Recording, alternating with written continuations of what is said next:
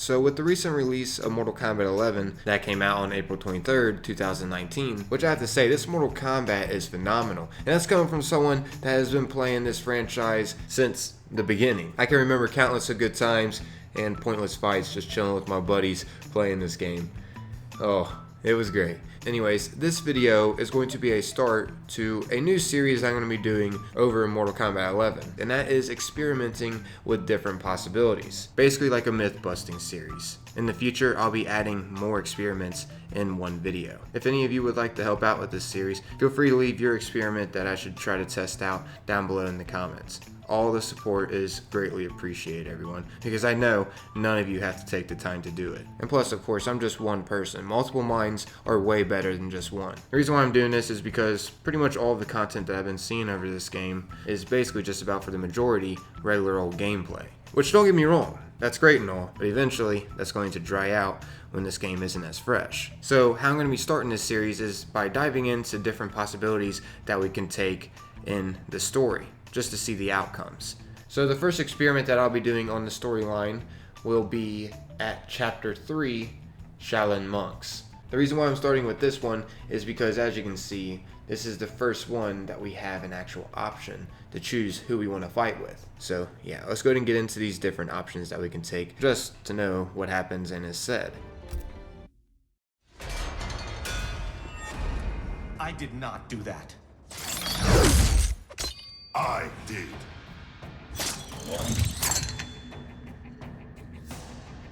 Scorpion.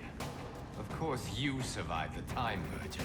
You will not stop Kronika from restoring my family and clan. Can you stop the traps? I learned my lesson fighting you at Shang Tsung's tournament. This time, I am prepared. Fight!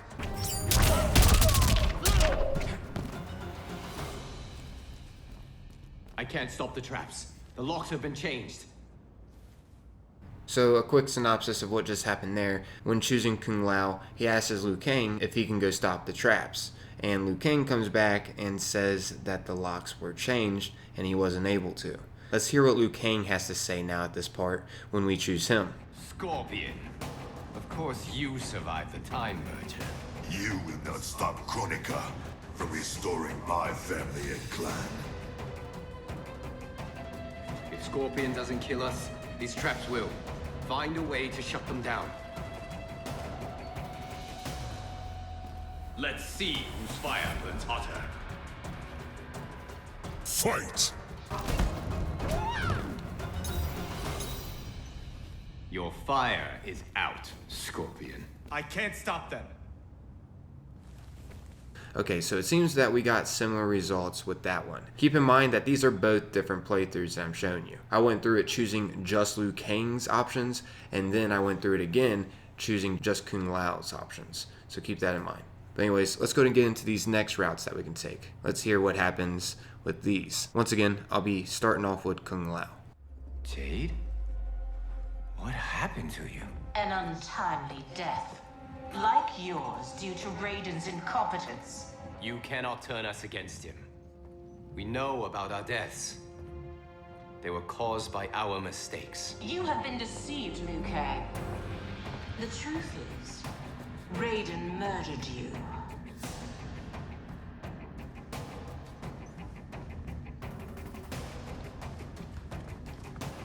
Lord Raiden may make mistakes, but he doesn't murder his followers. Is it not murder to send an ill-prepared warrior to his death? Raiden's mistake cost your life, Kung Lao. Fight! I like the real you better. Okay, so from that option, we got some interesting dialogue from Jade telling Kung Lao that Raiden's mistake cost him his life. Now, let's go ahead and see what is said when we choose Liu Kang. You have been deceived, Liu Kang. The truth is, Raiden murdered you.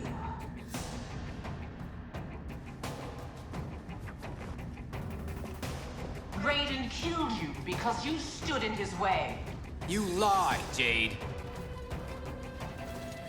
Fight!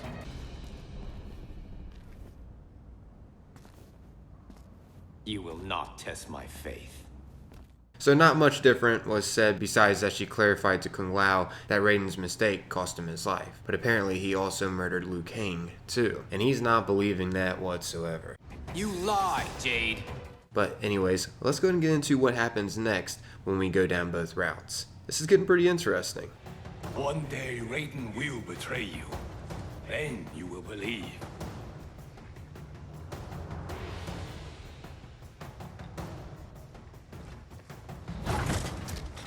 The thought of becoming you sickens me, but I won't blame Raiden. You owe Kronika. She saved your life by stopping time. Fight! You shame our family name.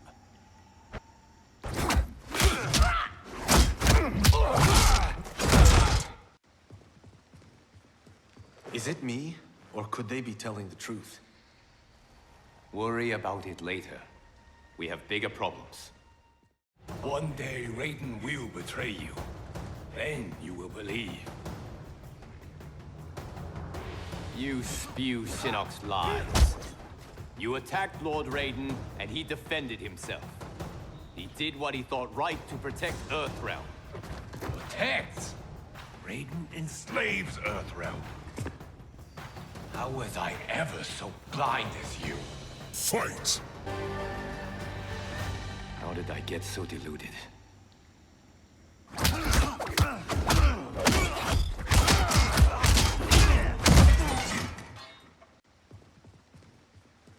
Is it me, or could they be telling? Either route you go with this one, you get pretty much the same results of them telling us how bad Raiden is. Although I will say it does seem like you get more information from choosing Liu Kang with that scenario. Anyways, let's go ahead and see what happens with the next scenarios.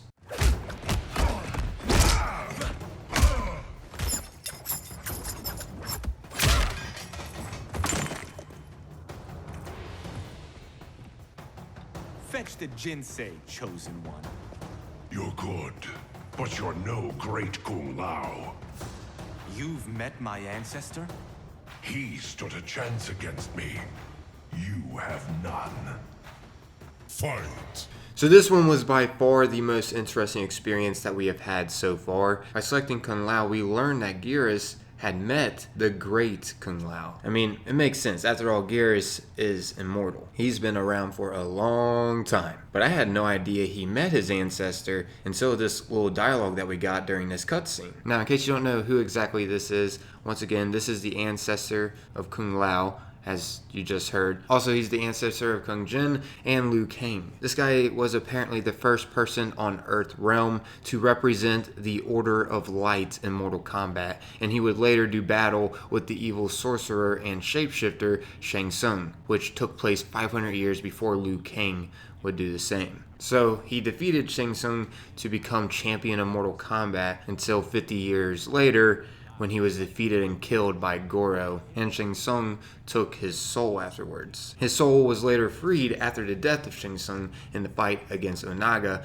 the Dragon King. And actually, speaking of his soul, it makes an appearance in Mortal Kombat 11. It can be summoned by using the variation First Cut with Kung Lao and using the Spiritual Guidance move. As you can see, it will summon the great Kung Lao. This is a really awesome cameo of him entering the game, and I'm sure a lot of players who know a little bit about the lore of him will think the same. Like, this was a great surprise. I had no idea he was going to be in this game whatsoever. But yeah, as you can see, you can use his soul to fight. Anyways, that was interesting. Let's go ahead and see what happens now when we choose Liu Kang. Vials.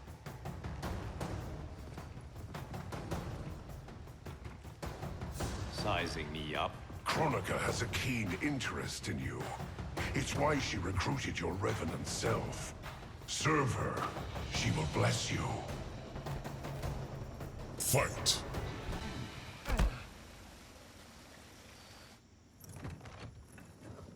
You Shaolin Monks exceed your reputation.